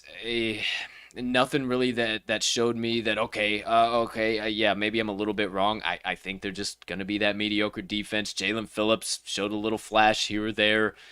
But overall, I think this is a game that you really got to draw for the New England Patriots, and we learned the most about from the Patriots is that they have a good team, but in my opinion, I'm a little worried that this is the new look Patriots. They're going to be terrific on defense. They're going to be good on offense, but it's going to be a bonehead play from a receiver or a running back that's going to cost them a game, not Mac Jones, because Mac Jones looked freaking terrific. Okay. And I think it's going to be a bonehead play that's going to cost them, because 17-16 to a fucking division rival Dolphins when they've got, that was my damn analysis. They've won the first game out of all of them the last 4 years after splitting the last 4 years. I mean, come on! I'm less concerned than you are. Where you at? Go ahead. I'm less concerned than you are. I'm as far as the grand scheme of the AFC, I'm a little more concerned than I was coming in. I don't know that they can match up against the Chiefs, Browns, Bills, and I guess I wouldn't have said that they would beat them, before this started. But I guess I think there might be more of a gap than I was originally expecting, and maybe it's an overreaction. But I think they'll be fine against the rest of the AFC and the rest of their opponents this year. Sure. These division games, especially these two teams, the last couple of years are just dogfights, and I think they'll finish some more drives. And Mac Jones was fantastic, but his first game, I think he can only improve on that. So I'm a little more optimistic going forward than you appear to be, my friend. All right, well, we'll see what happens. Got to confirm what this is, but another that's why you tune in. This is Washington football team. So Antonio Gibson, limited with a potential shoulder injury here, my friends. Not what you want to see from some people's RB1s. It is a short week, so something to relax about. Fuck your thumb over there, pal. Mr. I don't need the additional anxiety. Owner right now. and general manager of the Gibsons of Anarchy. The Gibsons of Anarchy. Yeah, very, very. Well, you got concerning. JD All right. No, I actually got rid of him. So a little bit concerned. Might have to go searching the waiver wires here. So my friends, I definitely need that handcuff. Holy fucking shit. Write it down, JD. I got to think about that. I can't. You're gonna be ahead of me in the waivers. I can't even be an asshole and try and scoop them up. All right, here we go. Wrapping up Week 1 preview. Sunday night football game. My Bears versus the Los Angeles Rams. Now, the Rams lived up to all of my predictions. Everything that I said, everything that I thought. I'm still high on McVay for Coach of the Year. I now even put Matthew Stafford into MVP conversations this early. I don't care if you think that's an overreaction. He looked damn good. They ripped the cover off of the Bears defense all night long. So let me start there. There goes my NFL analyst hat, and here comes the Bears hat. Oh boy, strap in, folks. Now, I said this was going to be an issue in a fucking half. I said it was going to be an issue weeks ago. The playoff defense of old is gone. It's done. The glaring hole, the secondary. We didn't have a damn cornerback, defensive back signed before Week 1. We had one on the fucking active roster. So we got that figured out. We had him good to go. Everything seemed to be in good shape. All right, let's get it going. Hey, big time. We got All-Pro Eddie Jackson heading up that secondary. What in the shit is going on, Ed? Come on, man. What are we doing? What are we doing, Eddie? This can't happen. You have to be the general of this secondary. I cannot see you missing tackles. It can't happen. It can't happen. It can't happen. It can't happen. It can't happen. And boys, while we're at it, you both would eat me for breakfast. I welcome it if you'd like to, if you hate me that much, but it's an analyst. It's my job. I gotta say it. Khalil Mack, Bobby Quinn, we need some fucking pressure off the edge, boys. We are paying you both too damn much to generate no motherfucking pressure at all, and I don't care if you're getting fucking double teamed. What does Aaron Donald do, for crying out loud? I can't watch it, kids. I can't watch it. We gotta improve. But the problem is that defense is quickly going out the window and dwindling by the second. And this 3 to 4 year implementation Nagy offense is really looking like it's reaching the end of its rope, because we're in year 4 now. And folks, I'm sorry to say it, you know me.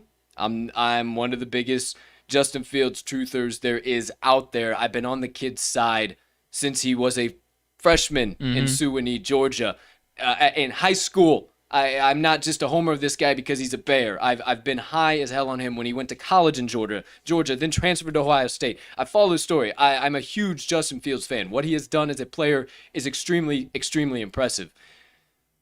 And I am starting to think that even Justin Fields can't save this. I am afraid, and this might be me falling off the face of the fucking earth, that I think Matt Nagy breaks fucking Justin Fields. I think that if he gives him the full reins of this doggone offense, and you might want to tell me to back off of the cliff here just a little bit, relax, Colt. He got into the end zone. He got into the end zone. He looked okay. You know, it opens up the RPO game. Great. We can't run RPOs every fucking play. And great.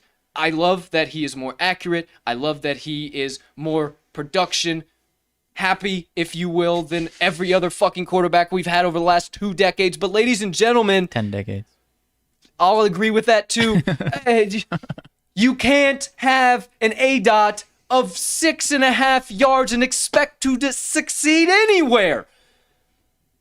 That might be an overreaction, but I'm really damn concerned across the board, and we need to put Justin Fields in now. Put him in now. Stop waiting. Stop dicking around. Stop screwing around. There's no reason to wait any longer, because fucking Andy Dalton had a 35.8 QBR. We're just going to keep slotting that in. We just love that. We just want to go, you know what, partner, take it over before I have a damn coronary. Okay, so a little bit to unpack here. Is Justin Fields going to make this Bears team better? Yes, he should. Yes, he should. But like you said, I don't think he can save them. They're not a playoff team with him. And Matt Nagy is only doing... The only thing he's concerned about is keeping his job right now, which you would think would translate to wins, or wins would translate to keeping his job. But I think he realizes that even with Justin Fields, it's not going to translate to wins. And if he puts Justin Fields in and they still continue to lose games, they're 1-4, 0-5, 2-5, he's going to lose his job pretty damn quick. Now, if he does that with Andy Dalton, he can at least excuse, hey, I've been doing this with this guy. Help me. Now I can put in my guy, and he's going to, help our record. Oh, it was only the second half of the season, his rookie year. He's literally, I don't know if I've ever seen a coach say things every single time he takes the mic, more so just like, I'm saying whatever I can to help either in the moment save my job, or like long con save my fucking job. Oh, and then by the time all that happens, we'll kick the play calling over to Laser, and then that'll be the next fucking thing. And then Laser's a dipshit. I got to take the play calling back. Like, it's a fucking circus. And any Bears fan, I'm sorry, any Bears fan that's sitting out there with this false optimism from what you saw. Oh, it's the Rams. They do that. They're designed to limit the... No, they're not. I mean, they're a good defense, but son of a bitch. Like, if Nagy is this beautiful offensive mind, what are we doing? What are we doing? I'm going to give myself a coronary here talking about this all day long. Let's move on. I could continue to go. This is obviously just... the silver line is that there, you said it, David Montgomery he looks good.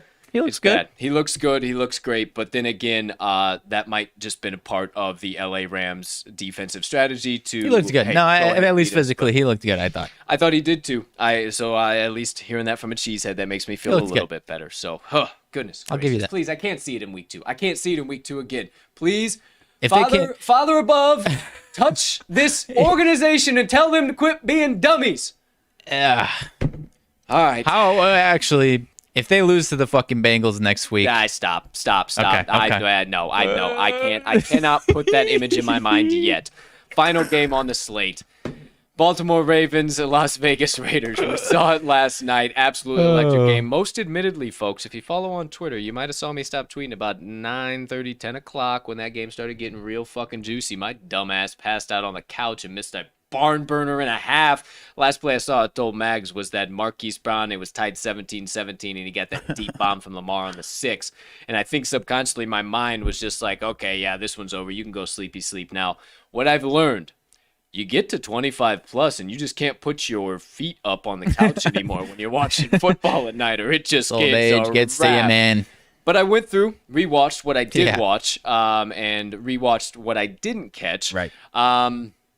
Raiders defense really impressed me, man. Sure. Raiders defense really, really impressed me. I think that they're going to be able to make some waves after us not being very high on them at all, especially against this defense, or against the Ravens offense. Okay, you can definitely argue there's no freaking running game there whatsoever at all in Baltimore, and pretty much Lamar had to play Superman all night long. So, excuse me, goodness gracious, that's definitely something you have to think about. They've started to get it kind of figured out towards the end. I think the Ravens start to rebound, but man, oh man, the defense in Oakland definitely looked good for the first 3 quarters. The defense in Baltimore also looked damn good. They just ran cover 0 all night long and just dared Derek Carr to beat them deep. He said, hey, go ahead, throw an accurate ball. Wink Martindale literally just, hey, throw an accurate ball. Honestly. I'm gonna send everybody, I'm gonna keep one guy back, and I'll put man on everybody else, and you have to make an accurate throw. And I wouldn't be surprised if that's what Wink dials up from week to week to week here. I mean, that looked like a damn good defense. Obviously didn't work as good once we got towards the end of the game, so maybe a little bit of adjustments, but they were playing balls to walls, no question, cover 0 defense. So I don't think the Baltimore defense has any questions. Baltimore offense, geez, they need to get healthy, quick, fast, and in a hurry. Tyson Williams, great. Way to step up, kid. Looked good. But outside of that, Raiders offense, Derek Carr is going to have to start completing more passes. He's going to have to start being more accurate. I mean, Darren Waller could have had 205 yards if he would have completed half the passes. Exactly. So, if Derek Carr was accurate in the first half, throwing specifically to Darren Waller. You watched the whole thing live. Lay it down. Yeah, I mean, Derek Carr at the end of the game looked solid, I guess, and honestly, obviously gave him that win, but he was really inaccurate in that first half. Otherwise, they might have put up 40-50 points and blew them out. As far as the Ravens defense, I think they'll improve on this. They'll get better. I don't know what to expect. The Raiders defense definitely impressed me. Obviously, I think the jury's still out in my opinion, because this is obviously a really unique Ravens offense that not a lot of other offenses in the league can duplicate. Raiders get the Steelers, so if the Steelers offense puts up more than 20 points, then I might be back to being concerned about this defense. And then if the Raiders defense plays well against the Steelers offense, I might just be saying that their Steelers offense sucks. So I think the jury's going to be out for the Raiders defense for a couple more weeks here. But as far as scheme-wise, John Gruden, I thought, had this offense playing really well throughout the entire game. In this first half, it was really just Derek Carr's inaccuracies. So I'm still interested to see what we see from the Raiders, especially on the road. I think, you and I mentioned it a little bit yesterday, this home field advantage people overlooked, and I think the Raiders are going to have a lot of success playing in Vegas this year with this fan experience. Yeah. And, they might be a tough team to bet on the road. We'll see, obviously. But, a lot of optimism for both of these teams in my eyes. And I think some of the issues they had, they'll fix themselves out here. Yeah, I agree with everything you say there. So, essence of time, about 11:15 here.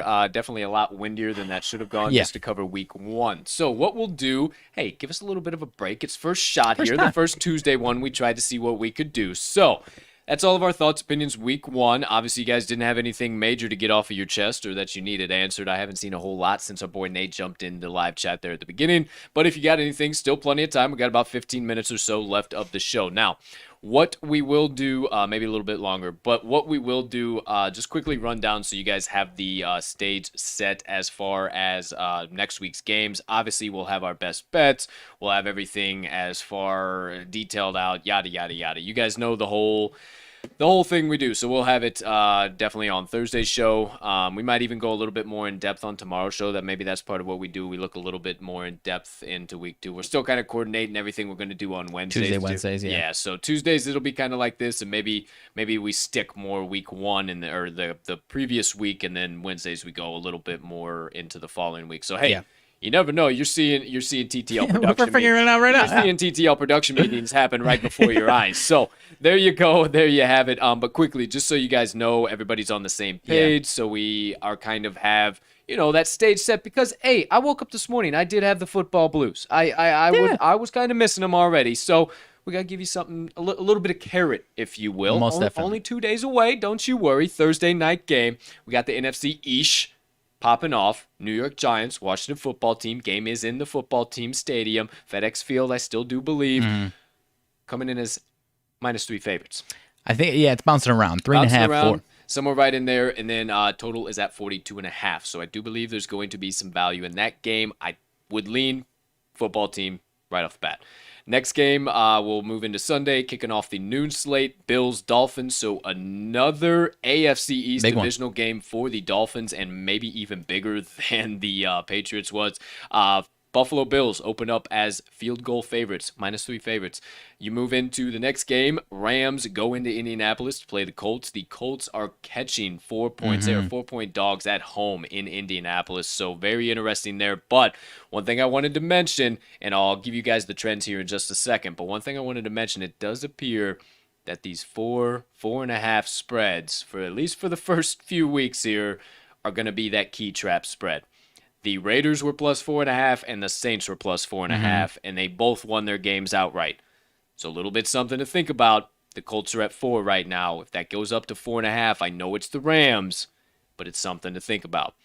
The next game up, New England Patriots versus New York Jets. I do believe that the New England Patriots will absolutely destroy the Jets, but a wee bit of a problem here. -5 on the spread, -5.5. If you lock in that -5.5, thinking about one from week 1, the Panthers they didn't cover the 5.5, and it was the Panthers and Jets. So maybe that is the trap line, or maybe you wait till Sunday for the New England Patriots to get down to 3.5. Then you hammer that bad boy in.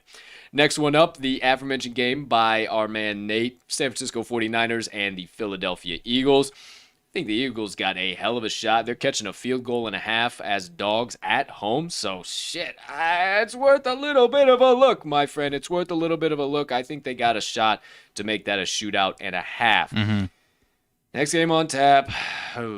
You have my Chicago Bears finally playing at home against the Cincinnati Bengals. The Bears open up as field goal favorites, and as a sports betting analyst, I would take the Bengals and the points.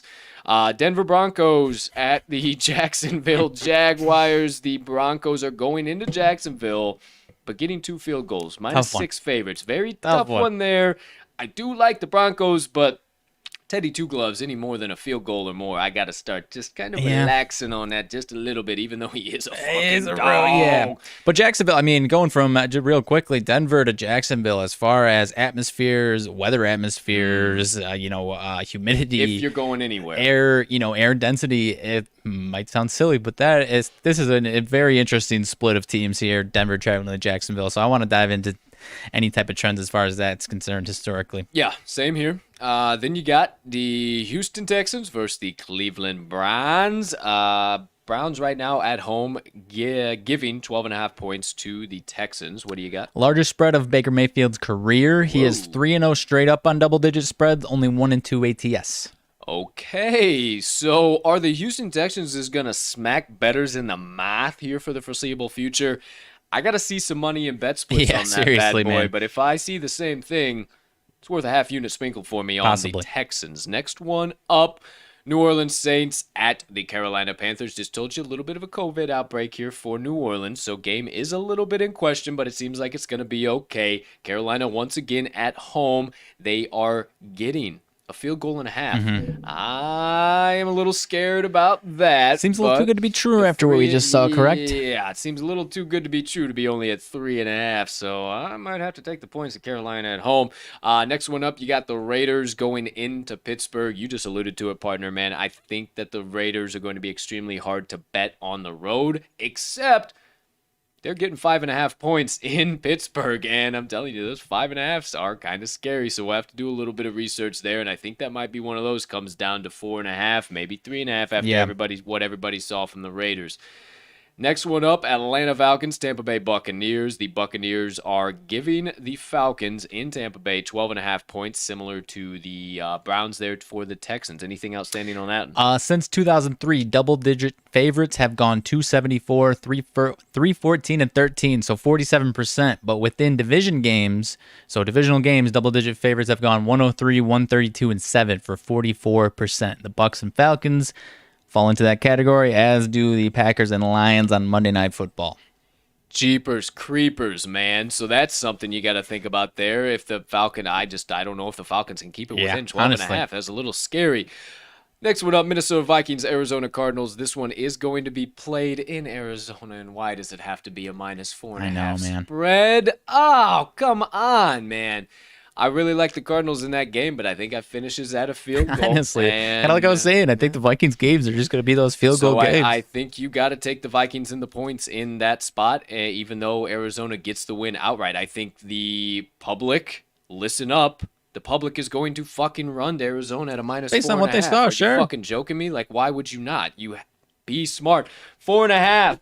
4.5. It is circled, starred, underlined on my paper, on my agenda. Make sure, just note 4.5. So we'll be sure to talk about it because, man, I think we're on to something there, partner.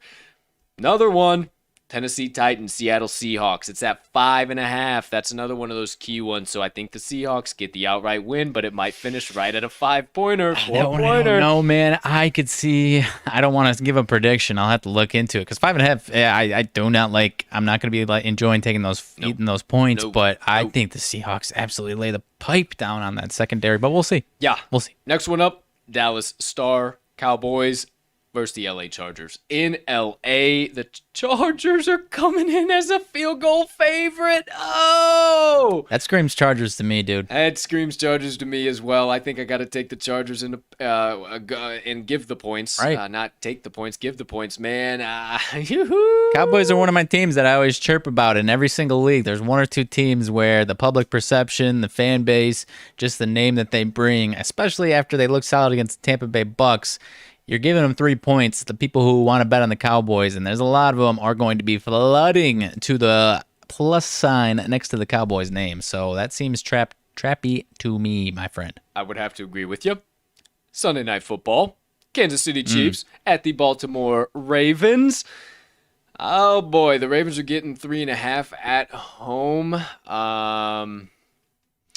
I think the Chiefs pull it off. I would kind of lean right now early to taking the Chiefs and laying the points. I think something happens in that regard. I think they are definitely way better than the Las Vegas Raiders, so I don't think it's going to be shootout central like that, and I think the Chiefs are going to have their noggins on firm and adjusted after what happened against the Browns. So Chiefs have had a lot of success the last few years against the Ravens. Yeah, big time, big time. So definitely one I would lean to for Sunday Night Football, but we won't have one, obviously, until Friday. Right. Last but not least, Monday Night Football. Who gives a damn about this game? The Green Bay Packers and the Detroit Lions.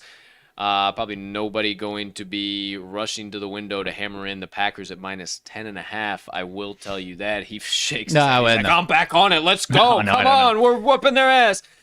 I think they do. I really think they handle business, but 10.5 after what you saw last week. Yeah. I don't know. And there's something inside of me that knows the man that Motor City Dan Campbell is, and he's going to have everything and the kitchen sink ready to throw at the Packers offense, to throw at them offensively, defensively. He's going to be playing Jared Goff for every much he can, what knowledge he has against the Packers.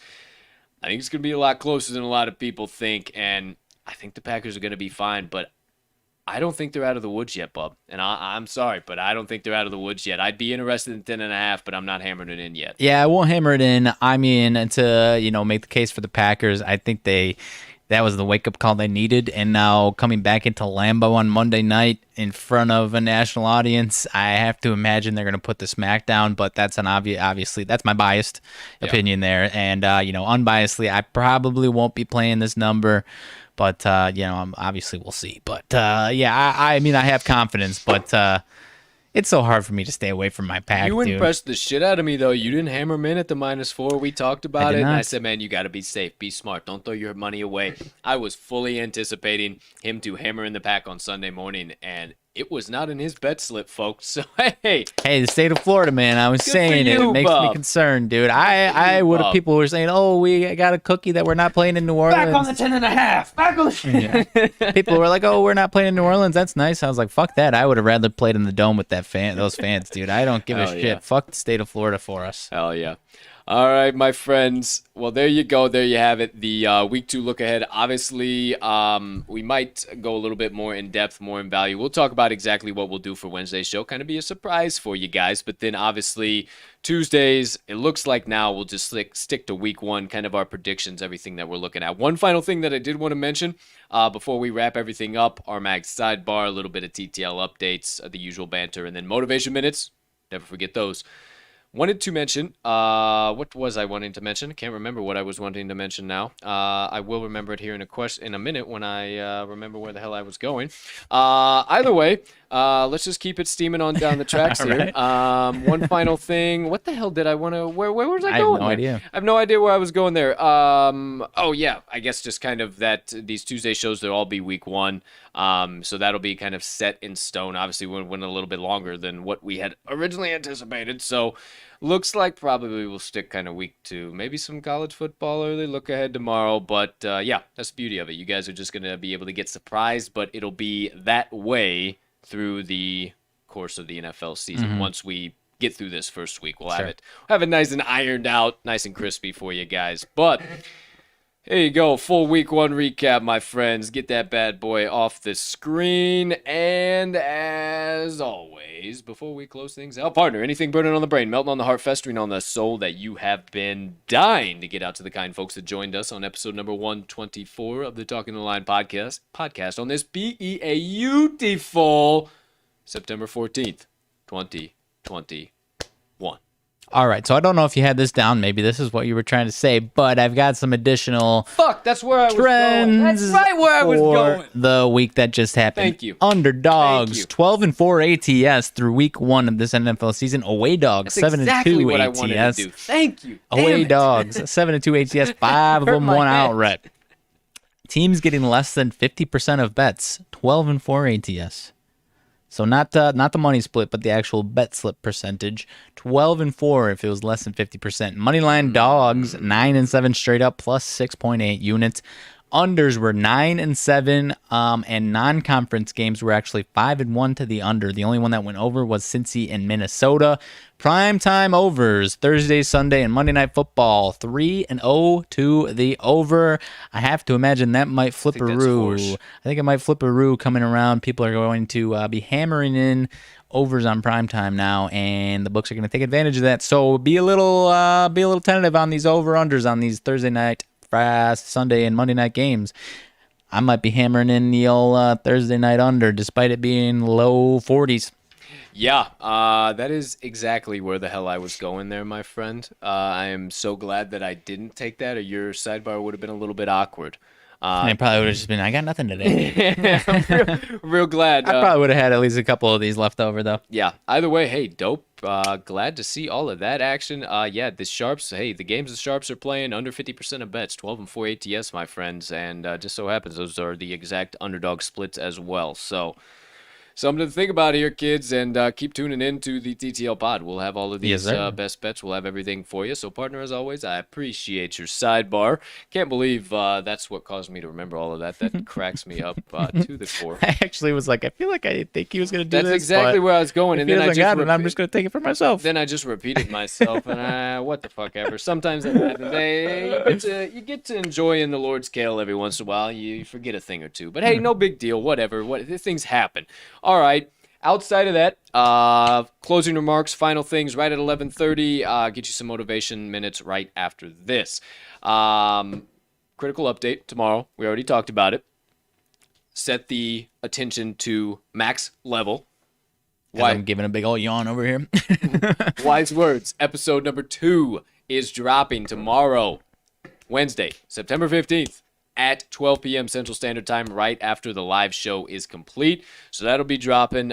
Make sure you stay tuned for that. If you haven't watched episode 1 featuring Joe D'Amico, make sure you go back and watch that one. Absolute electric factory.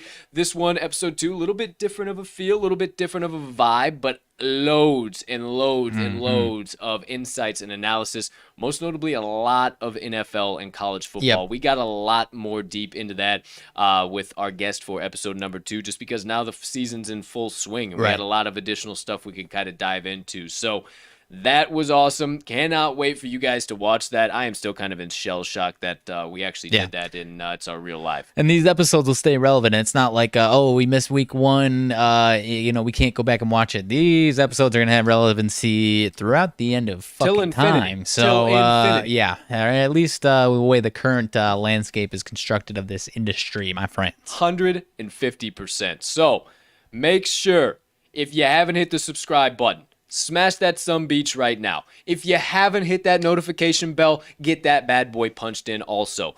You will then, after that, be notified of all Talking the Line sports media content dropping, no matter if it's the live show, more stuff coming right around the corner, wise words, anything in between. Because, that's right, we're not topped out here, my friends, and we actually got a few ideas from the recording of wise words yesterday. So our content helps us generate new content. So it is just continuing. Ladies and gentlemen, the tether cords are still coming down. The rocket boosters have not officially kicked in, and we want you to be the first tight, close-knit group of the TTL faithful. So, hey, keep hanging around, keep sticking around, but more than ever, tell your brothers, tell your friends, tell your sisters, tell your uncles, tell your neighbors, anybody I might have left out you can think of that is a good old degenerate like you and us too. Tell them to come on and stop on by. They'll get insights, analysis, and stone cold locks, and we'll just run tickets to the window with each other throughout the entire NFL season, throughout the college football season. We'll segue that in right to the college basketball season then groove into the NBA, and there will just be a stack of money invading your bankroll over the course of the next 8 months or so here. So something like that. Strap in, get ready to rock and roll. We're already hot. We're not stopping here. One more check on the live chat. Looks like all of our questions were answered. Anything that needed to get out was good to go. Make sure, not there, but down there, you hit that first link you see there, Talking the Line Linktree. You'll see the talkingtheline.com website, all of our social platforms, and our additional content. Consume all that whenever you want, however you want, all in one central location. That also being said, you'll see another link down there. Hey, Moneyline Dice. They are back live on the show. They'll be back even more prominently once we have more college football bets to have. And then also college basketball starts filtering in too during the week. So that all being said, the dice are hot. 1-0 right now, all ready to start the NFL season. And ladies and gentlemen, we are just elated to be able to provide them to you, provide them as a source for cash and tickets. Now, that all being said, we wish we could allow them to cash more tickets for you on the regular, but you can get your own set and they can start cashing tickets for you too. So, hey, you know the drill. Nice little promo for our guys. Go on over to moneylinedice.com. You see the link right down there in the episode's description. You go pick out whatever the hell you want. Any of their merch, any of their tracking books, the Moneyline Dice themselves, whatever you want. Nothing is off limit. Put it in your cart. When you get to your cart, you enter code TTL10. TTL10 for 10% off your first order at moneylinedice.com on anything. Nothing is off limits. Start rolling right alongside with the crew and let the all-knowing Moneyline Dice get you straight to the pay window.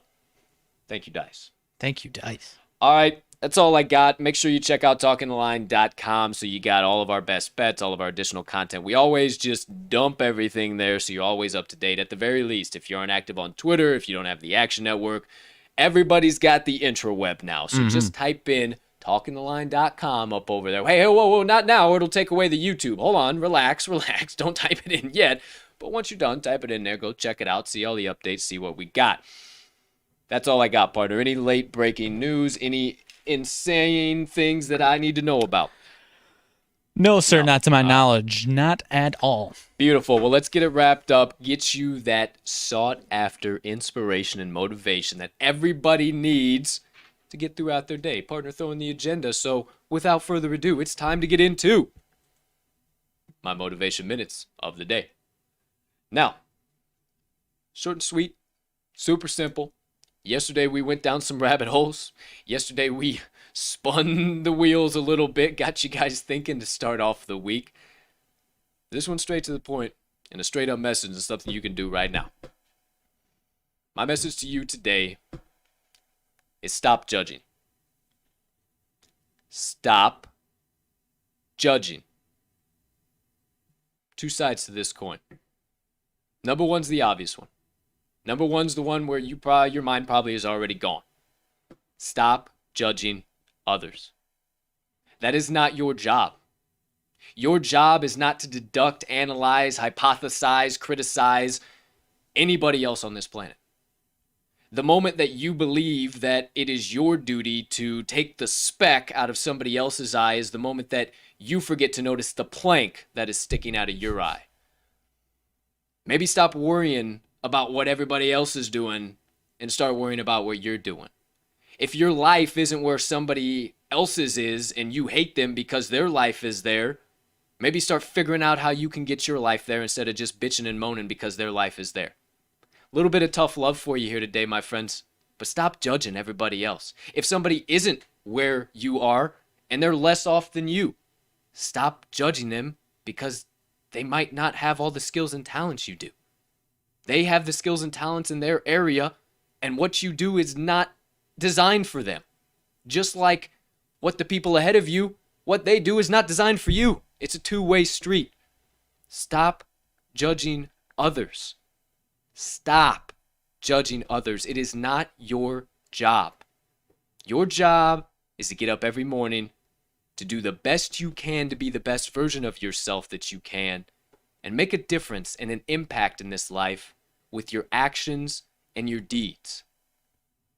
So that leads me into the opposite side of that coin. Stop judging yourself.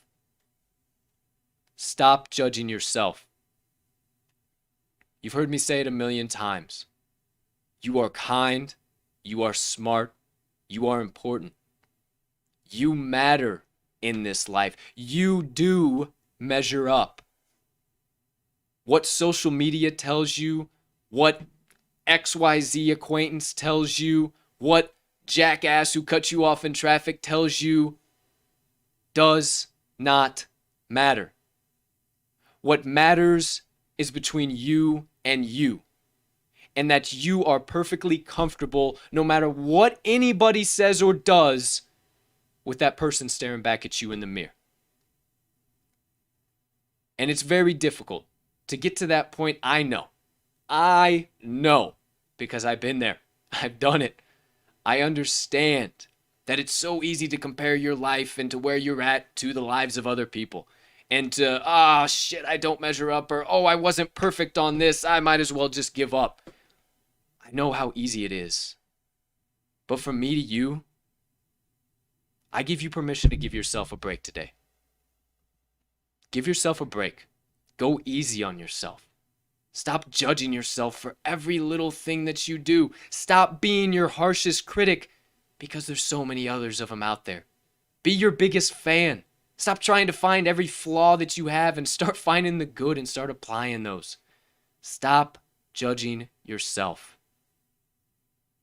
So in general, my friends, you know the message today. You know where it's at. You know where it's coming from. Two sides of the coin that you can apply. But the main message, and there's just too much of it, stop judging. Stop judging others and stop judging yourself. That is not your job. You are in charge of you and being the best version of yourself that you can be right now. And that does it for my motivation minutes of the day. Good stuff as always, my man. For the essence of time, I won't chime in too much here, but yeah, good stuff as always.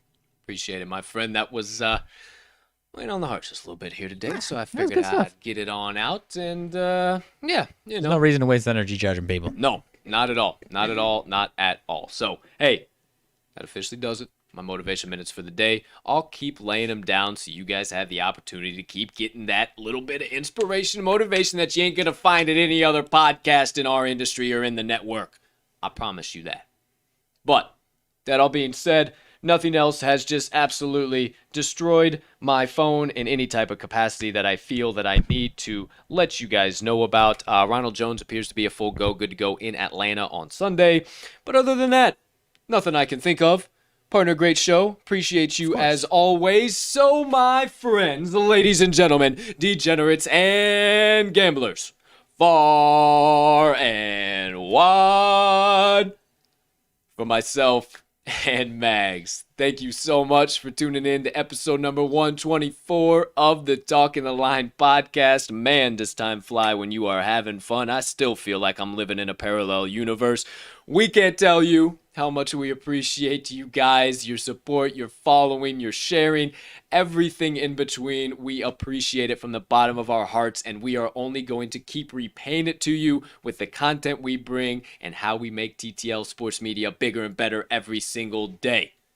We hope you have a spectacular rest of your Tuesday, unless you have any other plans. But for now, I got a few best bets already on TalkingTheLine.com and the Action Network app. Few MLB plays to check out. So for now, we'll see you at the pay window. So soon you can say with us at the end of every show, let's cash some tickets.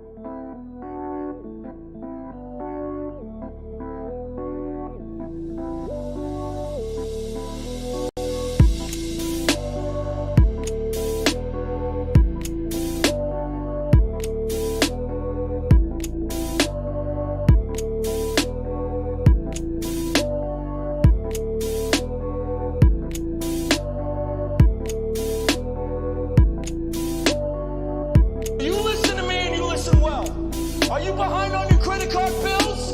Good. Pick up the phone and start dialing. Is your landlord ready to evict you? Good. Pick up the phone and start dialing. Does your girlfriend think